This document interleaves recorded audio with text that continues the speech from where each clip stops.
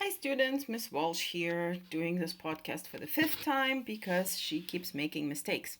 All right, so in the first part of the chi-squared process, remember that we set the null hypothesis. This was our H0 in the situation where this girl is trying to figure out whether there's a relationship between gender and the racket sport that the people prefer. And so remember, our H0 is always assuming that the two variables are independent of each other. And in the H1, we're assuming that they're not. So before we do the next part of this testing, we need to just have a word about independence. And we're going to do it through this example, okay? So here we're asked to roll a die and toss a coin together, and we need to find the probability of rolling a 4 and tossing heads. Okay, well, the probability on a die of getting a 4, hopefully you can see, is a sixth. And the probability of getting heads is a half.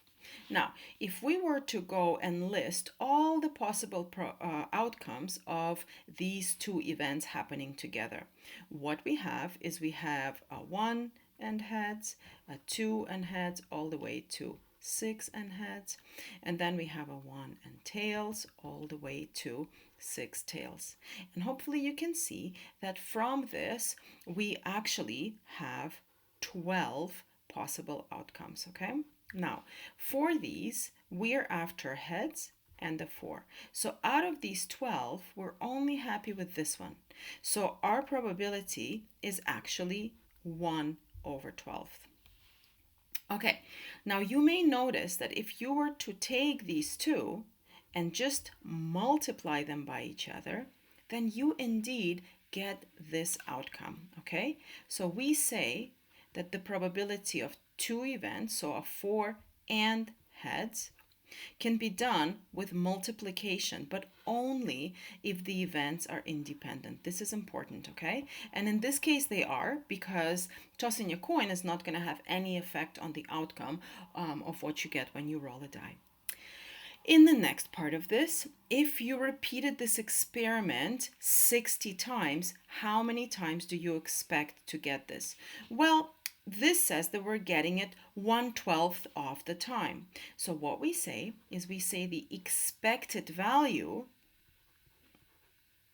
this E is expected value, is going to be your probability of the total number of outcomes. So if you're getting it 1/12 of the time and you do it 60 times, hopefully you can see logically you would expect to get 5 times you would expect this. Okay, so this is a little expectation formula here, that it's always your total number of trials times the probability.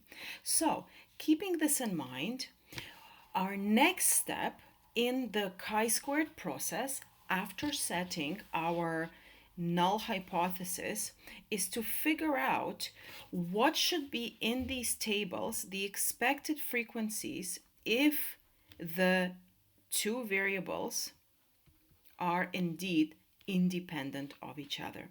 We're going to do this exactly like the example that we did before, okay? By multiplying them. So what we have in this cell is we have people that are male and prefer tennis. Okay, let's take a look. So we're going to have the males here. This is going to be 33 out of 60. And then we're going to have the tennis players here, and that's 60. And we want this probability, how many people we would expect this to be of the total 60. Okay, so we're doing the same thing and we're multiplying this by 60. So again, it's the probability of the outcomes that you want of the total number of trials. And we're going to go here, and I'd already typed it in just to speed things up because, yeah, I messed it up before. And so you end up with 10.45. What this 10.45 means is that you would expect mathematically 10.45 people, if you have this many of the totals, 10.45 people should be tennis playing males. Okay, we can do this again for another cell, and you would just repeat this process for the matching rows and columns. So if we wanted to do something like, well, how many female squash players would we expect? Okay, so this cell is female and it's squash. So we would have how many females? The probability of a female is 27/60th, and how many squash? That's 21/60th. And this probability of the total people, you can type it in and get this number. Now, two things. First of all, a little shortcut to show you right away. If you notice, you always end up writing this total twice and then you're multiplying it by the total. So one of these total numbers always cancel out. What you end up with is you end up with what's total in your row and then what's the total in your column, and you end up dividing that by the grand total. This is why the shortcut to populating these is it's always your row total times the column total divided by the grand column, okay? Second thing, just pause it now and populate the table by yourself. And what I'm going to do is I'm just going to show you a finished table that I did preliminary, and then you want to see if you're right or not. So go ahead and pause.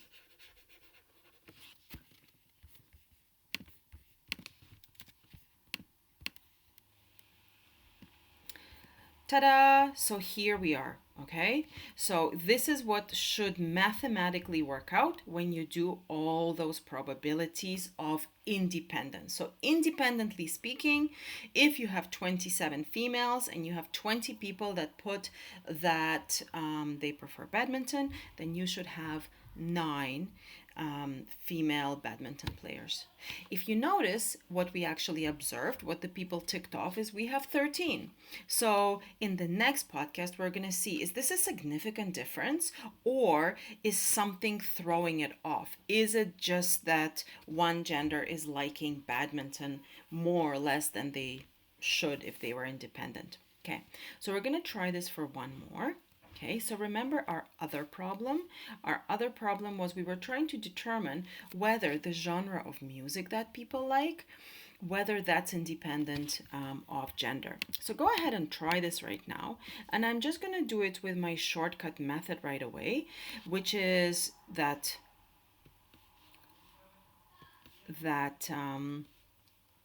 for the first value, we would just go the row total, which is 38, and then the column total for that specific value. Yeah, so keep an eye of where you are out of the grand total, and so you should end up with the value. Okay, and so pause it, populate the table, and I'm just going to put all the values here.